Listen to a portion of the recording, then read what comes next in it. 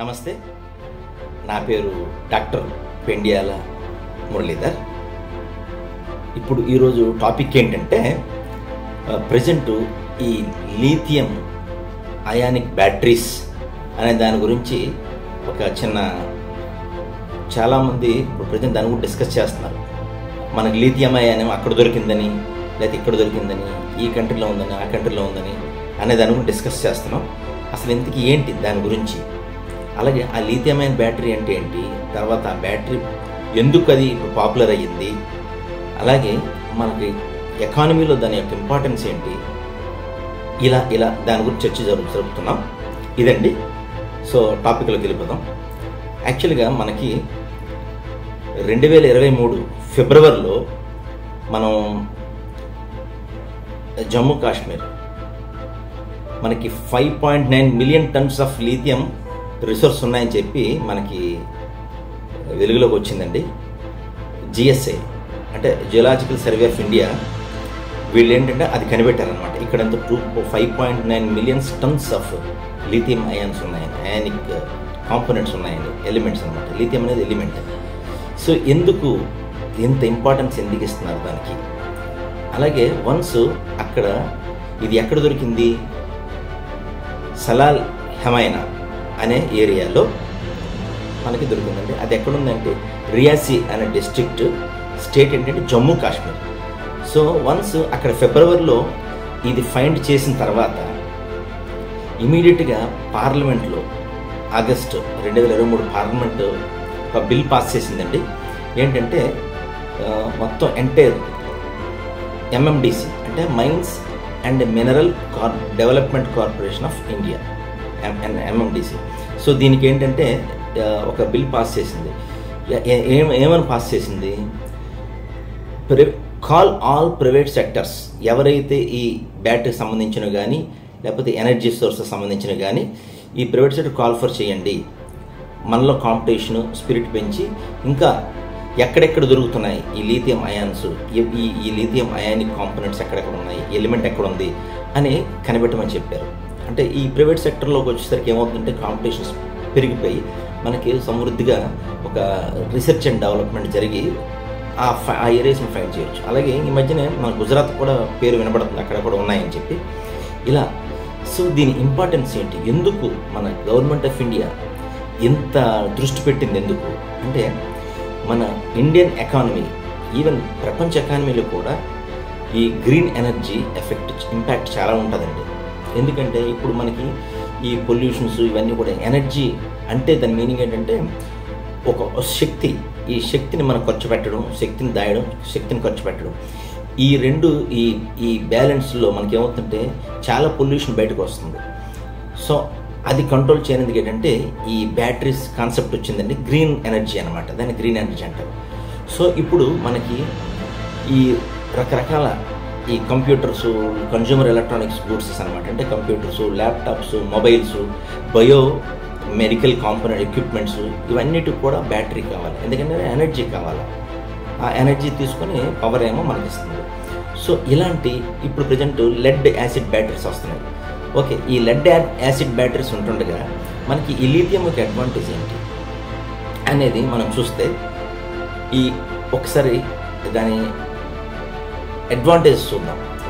ఇదేంటంటే మనకి ఈ అడ్వాంటేజ్ చూసే ముందు మనం అసలు ఈ బ్యాటరీ ఫంక్షన్ చూద్దాం ఎలా ఉంటుంది. ఈ బ్యాటరీ ఫంక్షన్లో మేజర్గా 2 ఎంటిటీస్ అండి. ఒకటి ఎనర్జీ ఎంటిటీ, రెండోది పవర్ ఎంటిటీ. ఏంటి ఎనర్జీ ఎంటిటీ అంటే మీనింగ్ ఏంటి, యాక్చువల్గా దీన్ని ఎలా మెజర్ చేస్తారంటే watt hour per kilogram, watt hour WATT, watt అండి దాని unit, watt hour per kilo. So watt hour per kilogram అంటే మీనింగ్ ఏంటంటే ఎనర్జీ అంటే ఎంత శక్తిని అది స్టోర్ చేసుకుంటుంది పెర్ అవర్, ఒక గంటకి ఎంత ఎనర్జీ స్టోర్ చేసుకుంటుంది గంటకి, పెర్ కిలోగ్రామ్ ఒక మాస్ అనమాట. అలాగే so this is what is called as energy అంటాం. ఓకేనండి. నెక్స్ట్ రెండో ఎంటిటీ వస్తే పవర్. ఈ పవర్ అంటే ఏంటి అంటే పవర్ని ఎలా చేస్తామంటే వాట్ పెర్ కిలోగ్రామ్, అంటే ఎంత పవరు బయటికి ఇస్తుంది అది పవర్ అంటాం. అంటే మీకు క్షుణ్ణంగా అర్థం అవ్వాలంటే ఒక ఫర్ ఎగ్జాంపుల్ మనిషిని తీసుకోండి, ఎంత తింటాం అనేది ఇక్కడ ఈ బ్యాటరీ పరంగా చూస్తే ఎనర్జీ కాన్సెప్ట్.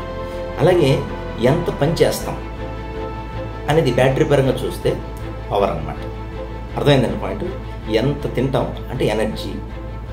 అక్కడ బ్యాటరీలోకి వస్తే దాన్ని ఏమిటంటాం, వాట్ అవర్ పెర్ కిలోగ్రామ్. ఓకేనండి. అలాగే పవర్ అంటే ఎంత పని చేస్తాం, దాని బ్యాటరీ పరంగా చూస్తే ఏమొస్తుంది మనకి, వాట్ పెర్ కిలోగ్రామ్. సో ఇదే ఈ రెండింటికి ఈ బ్యాలెన్స్ చూసుకోవాలి. ఎంత శక్తిని స్టోర్ చేసుకుంటుంది, ఎంత శక్తిని ఇస్తుంది. సో ఇది ఇంపార్టెన్స్ బ్యాటరీ. సో ఇప్పుడు ఈ పరంగా చూస్తే లెడ్ యాసిడ్స్ ఉన్నాయి ప్రజెంట్ వర్కింగ్లో. ఈ లెడ్ యాసిడ్స్ యొక్క అది వర్క్ చేస్తుంది ప్రజెంట్. కానీ ఏమవుతుందంటే ఈ బ్యాటరీస్ని మనం లీథియంతో మనం ప్రొడ్యూస్ చేయగలిగాం అనుకోండి. సో మనకు చాలా అడ్వాంటేజ్ ఉంటాయి. అంటే ఇప్పుడు ఇప్పుడు చెప్పాం ఎనర్జీ, పవర్, ఇదంతా కూడా హై ప్యాకింగ్ డెన్సిటీ, అంటే తక్కువ ఏరియాలు. ఇప్పుడు మొబైల్ తీసుకున్నాం అనుకోండి, ఇంత పెద్ద బ్యాటరీని తీసుకొచ్చి అందులో పెట్టలేదు.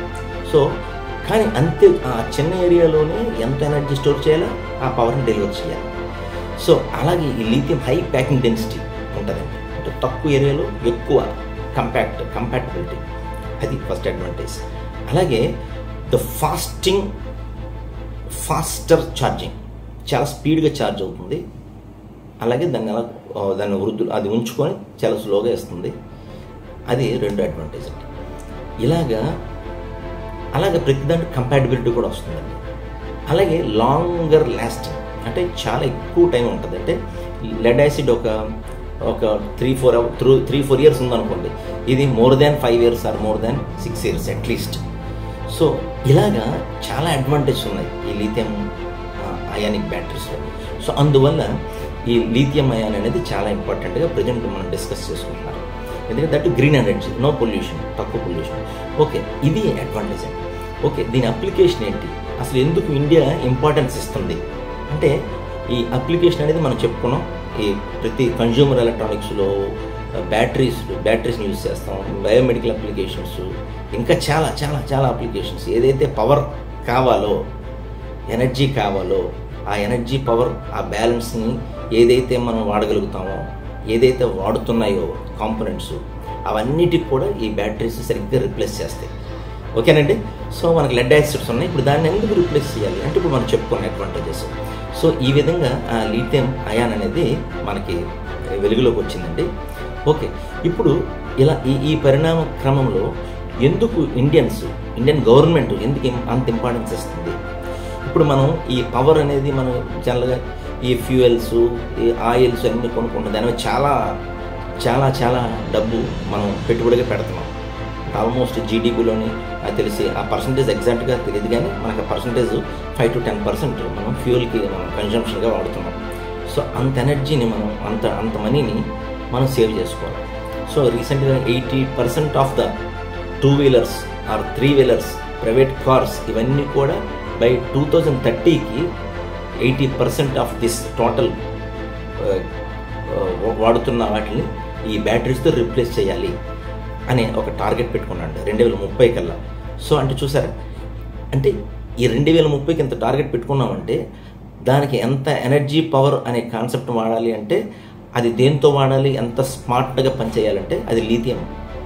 అందువల్ల ద ఇంపార్టెన్స్ పెరిగిపోయిందండి.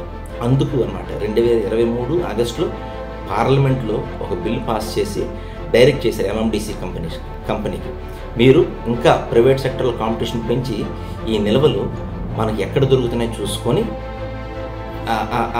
ఆ స్పీడ్ ఫాస్ట్నెస్ పెరిగిపోతుంది. ఎందుకంటే టార్గెట్ పెట్టాం 2030 అని. ఓకే, ఇదండి దీని క్లుప్తంగా.